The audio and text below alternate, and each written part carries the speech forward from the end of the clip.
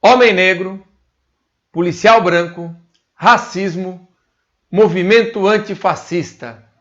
Quer entender tudo isso? Vem comigo.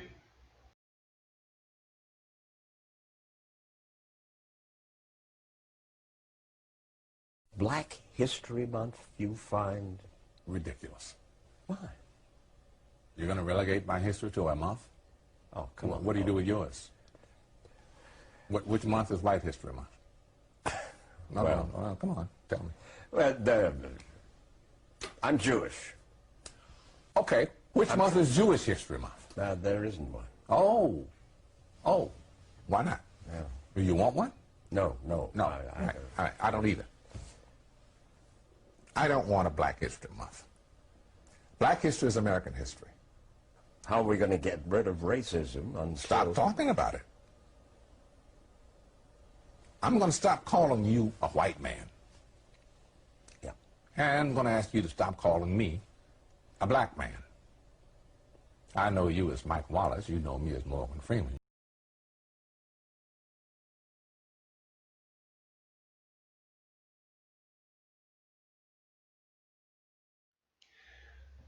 Olá, bem-vindos novamente ao canal do Coronel Pelissari Analisa.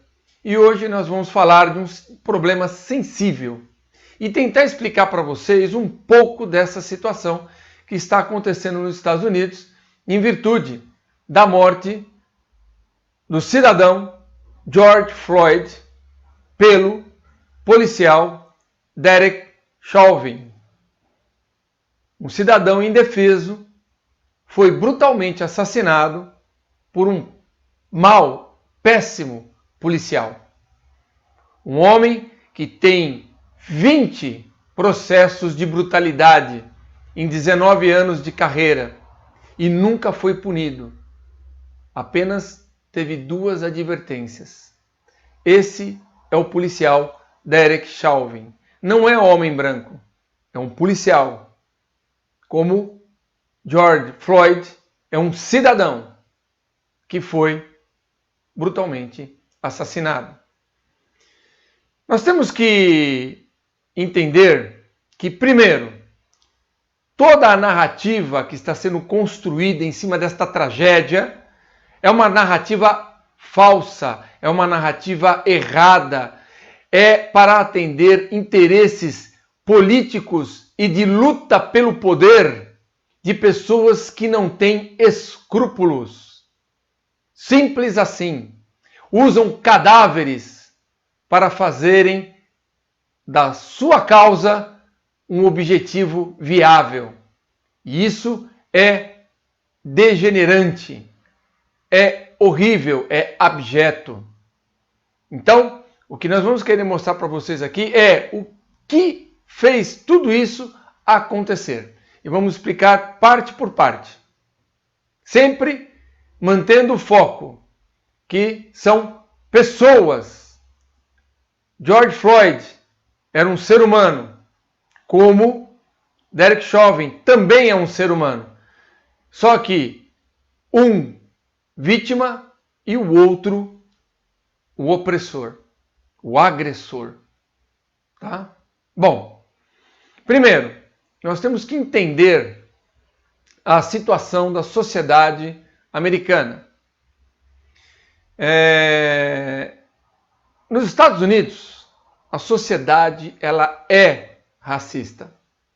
Existe um racismo estrutural na sociedade americana. Muita gente quer fazer paralelo disso com o Brasil, mas no Brasil não há racismo estrutural. Há pessoas que são racistas. É uma minoria insignificante, mas há. Mas racismo estrutural não há. E por que podemos fazer essa afirmação? Porque o racismo traz consigo a ideia de segregação. Nós aqui no Brasil, tendo em vista uma estratégia portuguesa, né, de ocupação de territórios, das suas colônias, que foi aprendida com os árabes durante 700 anos da ocupação árabe na Península Ibérica, eles trazem consigo essa coisa de misturar-se. Por que misturar-se? Quando você se mistura com a população local, depois de um tempo, todo mundo vira o quê? Português. Como nós viramos o Brasil, então todo mundo é brasileiro e nós somos assim até hoje. Nós somos um país miscigenado.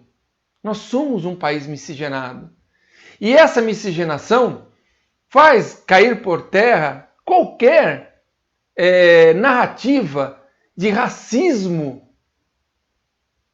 dentro da sociedade brasileira, como racismo estrutural. Porém, nós temos sim preconceito.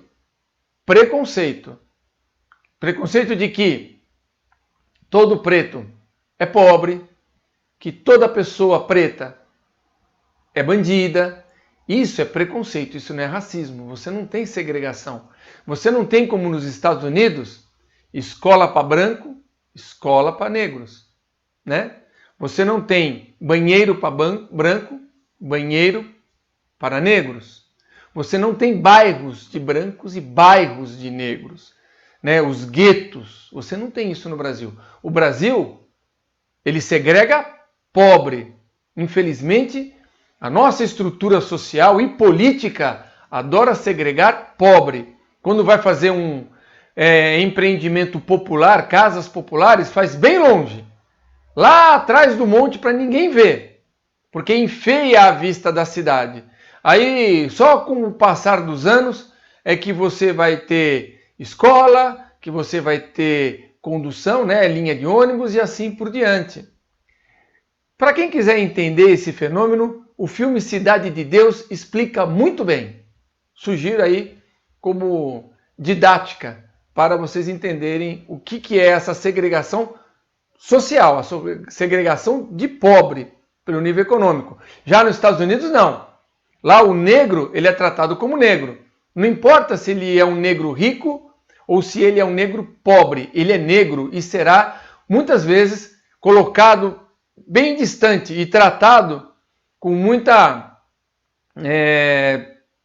falta de empatia, vamos dizer assim, por parte dos brancos. Mas isso é uma característica da formação da sociedade branca calvinista americana. Então nós temos, primeiro, o racismo estrutural na sociedade americana. Segunda coisa, o modelo policial. O modelo policial anglo-saxão. No mundo nós temos dois modelos policiais. O modelo anglo-saxão, originado na Inglaterra no século XII, e o modelo europeu continental, que surgiu na França no século XIII.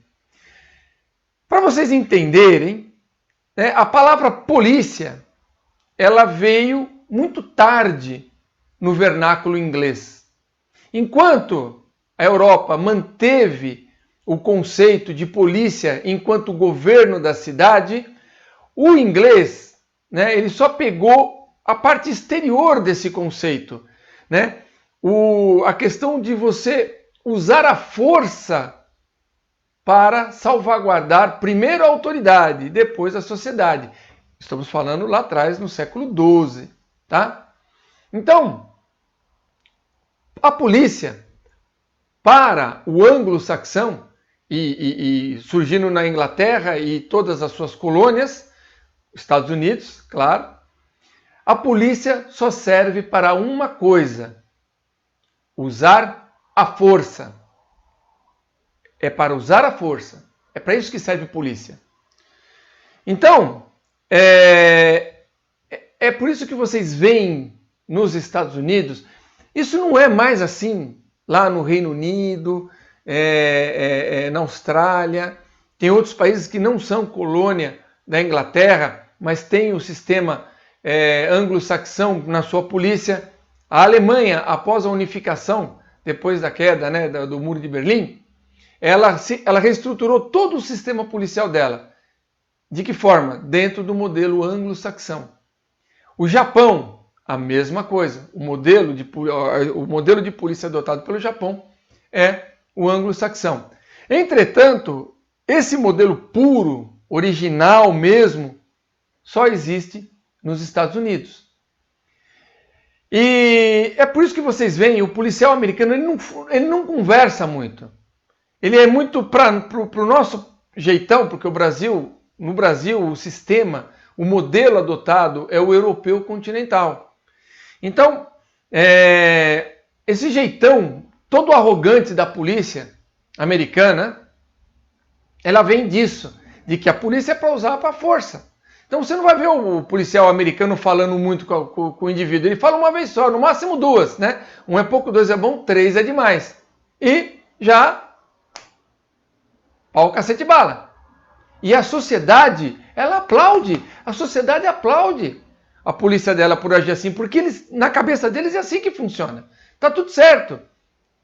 Exceção a situações de brutalidade como essa que envolveu o cidadão, o ser humano, George Floyd, e esse policial brutal, né, que abusou da sua condição de policial, que abusou da condição que o Estado lhe deu de autoridade e sufocou esse cidadão indefeso, né, o policial Derek. Todo mundo tem nome. Esquece essa narrativa de branco e preto. Todo mundo tem nome, né? Sufocou um cidadão indefeso até a morte. Então, esse tipo de ideologia dentro do modelo policial anglo-saxão leva a essas condições. Quando, né, o caldo junta, né, você pega alguém que tem o racismo dentro de si e a autoridade imposta, né, pela farda. Acontece essa tragédia que envolveu o George Floyd. E não tem nada a ver, a polícia, a polícia norte-americana não é uma polícia racista, não é uma polícia fascista. Mas você tem isso, tá? Então você tem a situação do modelo e o racismo estrutural, que leva a muitas situações como essa. Entretanto, agora vamos falar, né, do Antifa. Essa ação antifascista, que é um movimento que tem as suas origens no comunismo, no Partido Comunista Alemão, que era bancado e estimulado pelo Partido Comunista da antiga União Soviética, que viu, já na década de 20, a possibilidade de poder dominar a Alemanha, que estava muito fragilizada após a Primeira Guerra, e conseguir trazer a Alemanha para dentro, né, tornar a Alemanha um país satélite da União Soviética, colocando-a como mais um país dentro da cortina de ferro. E já no começo da década de 30, fomentou o Partido Comunista Alemão a criar, né, um grupo paramilitar, um braço armado do partido para, como era feito por Mussolini no fascismo, com os camisas negras na Itália, a mesma coisa na Alemanha. Só que, em contrapartida, o Partido Nacional Socialista dos Trabalhadores Alemães, né, o partido nazista, ele também acabou criando um braço armado, estilo camisas negras, que eram os camisas marrons. Eu vou colocar para vocês a história aqui, né, do site, né, do canal Hoje no Mundo Militar. Eu vou colocar, se vocês quiserem saber mais a história, essa história do Antifa, do movimento Antifa, eu estou colocando aqui, peguei de lá. Muito bom, né? O canal é o melhor canal sobre esses temas que nós temos na internet. Então, eles não conseguem fazer isso. Eles não conseguem. Em 1933, o partido assume o poder pelo voto na Alemanha e o resto, Hitler, né? O resto da história vocês conhecem. Entretanto, esse movimento Antifa não desapareceu. Todas as vezes em que há a possibilidade de você minar um país democrático, minar, né, um país conservador, eles vêm e fazem as mesmas táticas e as mesmas estratégias de violência, atuando como um braço armado dos partidos de esquerda. Então você vai encontrar nos Estados Unidos o Antifa. Lá você vai encontrar também o movimento Black Lives Matter, Vidas Negras Importam, que tem no seu currículo, na última vez que se manifestaram, há alguns anos, o assassinato de 5 policiais. 5 policiais foram executados, policiais fardados de serviço. Esse é o movimento Black Lives Matter, que vidas negras importam. Então, esses movimentos que são financiados por gente muito grande, muito graúda, grupos econômicos fortes que têm interesse, né? Esses grupos, eles atuam exatamente para desestabilizar as democracias. As democracias, exatamente por pregarem a liberdade de todas as pessoas e de todas as ideias, ele é o regime de governo mais frágil que tem. Então, oportunistas, gente totalitária, se aproveita disso e faz o que vocês veem as badernas. Como nós tivemos no último domingo, aqui na Paulista, um grupo, né, de 800 membros da Gaviões da Fiel, que, sob o pretexto de defender a democracia, ressuscitou e se autodenominou de movimento Antifa, antifascista. Tá? Ora, e foram reprimidos pela polícia.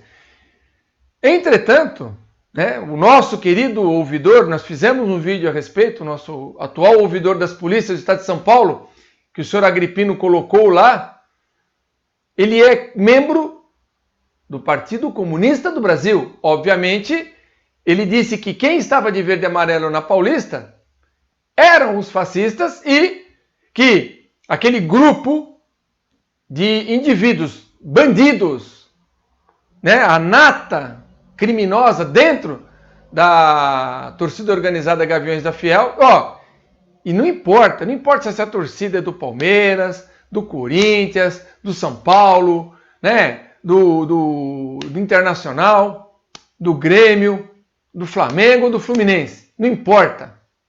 Essas torcidas organizadas, elas são organizações criminosas, isso que elas são. Elas estão ali, andando par e passo junto com o crime organizado, no tráfico de drogas, no roubo de carga, no roubo de veículos. É isso que esse pessoal é. É isso que eles são. Então eles estavam lá na Paulista.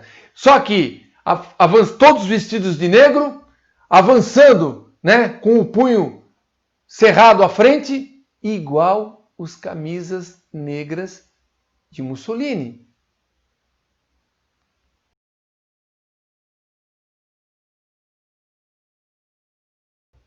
Mas para esse ouvidor, o nosso ouvidor, esses são os democratas. Teve a pachorra, né, numa entrevista à Jovem Pan, muito sem vergonha, entrevista inclusive, ali às vezes a Jovem Pan deixa a desejar. É um excelente veículo mas deixa a desejar. Uma entrevista chapa branca, né? Ele, ouvidor, teve a pachorra de dizer que a polícia não devia nunca ter autorizado uma manifestação ilegal. A manifestação ilegal que ele estava dizendo era dos de camisa verde e amarela, que é o pessoal que canta o hino nacional. Por quê? Esse pessoal prega o fechamento das instituições. Pelo amor de Deus, nós estamos muito mal. Mas a polícia, pessoalzinho aí, Antifa, prepara, que agora só vai piorar, tá? Só vai piorar. A primeira vez, pegou aqui a polícia um pouco desprevenida, mas mesmo assim, nós fizemos um enfrentamento e a ordem foi restabelecida. Da próxima vez, vocês vão, se quiser enfrentar, quiser pagar para ver, vocês vão apanhar muito mais. É só lembrar dos Black Blocs, das manifestações de 2013 até 2015. O que aconteceu com os Black Blocs? Desapareceram aqui. A polícia enfrentou-os todas as vezes. E a mesma coisa vai acontecer. Certo? Porque o que tem que valer é a ordem. É a ordem. A polícia, nós policiais, temos compromisso com a democracia, a verdadeira democracia. E não esse grupo de criminosos, de baderneiros, que, manchando a imagem do grande jogador Sócrates, né, que encabeçou o movimento pela democracia corintiana, em outro contexto, não tem nada a ver com o que está acontecendo agora, é outro contexto. Nós estávamos saindo, né, do regime de 64. Ali, naquele momento, no começo da década de 80, aquilo era importante, aquilo era válido para aquele momento histórico. E não teve baderna, não teve quebra-quebra. Você não viu ninguém fazer isso daí. Então, não manchem a memória do grande Sócrates e não manchem um movimento que ficou para a história da democracia corintiana. E olha que eu sou palmeirense, tá? Certo? Eu sou palmeirense. Então, isso que vocês fazem é crime. É crime. Então,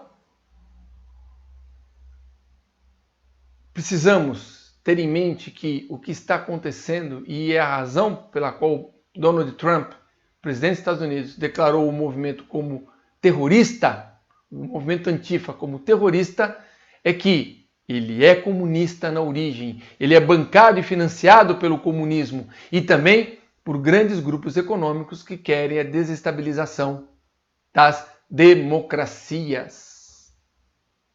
E a mesma coisa eles querem aqui no Brasil, mas não vão conseguir. Não vão conseguir. E nunca devemos perder a perspectiva da realidade. George Floyd, cidadão americano, ser humano, foi brutalmente assassinado por um péssimo, um mau exemplo, uma maçã podre dentro da polícia chamada Derek Chauvin. A cor da pele não tem nada a ver. Isso está dentro do indivíduo. Só Deus pode julgar, não é verdade? Espero que vocês tenham gostado desta análise para entender um pouco o que está acontecendo. Por favor, coloque aqui, né, nos comentários se você concorda, se você discorda, se de repente vocês acharam que eu, né, quis justificar. Não quero justificar nada, né? Mas coloque aqui nos seus comentários, tá bom? Por favor, se você gostou, se você acha que isso aqui é válido, compartilhe com as suas redes sociais, com seus amigos, para que eles também entendam que está um pouco do que acontece nos Estados Unidos, qual é a raiz de todo o problema, né? E o que pode também vir aqui para o Brasil. E não deixe de dar o seu like ou, por que não, o seu dislike. Eu estou entrando, né, na onda do Alexandre Garcia. Muito legal isso aí. Aqui o ambiente é democrático. Só não venha, né, com investidas raivosas nos comentários, porque a gente faz a tutoria do que vocês comentam e palavrão e outras coisas mais a gente não publica, tá bom? Então, se você está pensando em fazer isso, nem perca seu tempo. Nem perca seu tempo, tá? Muito obrigado e continue conosco.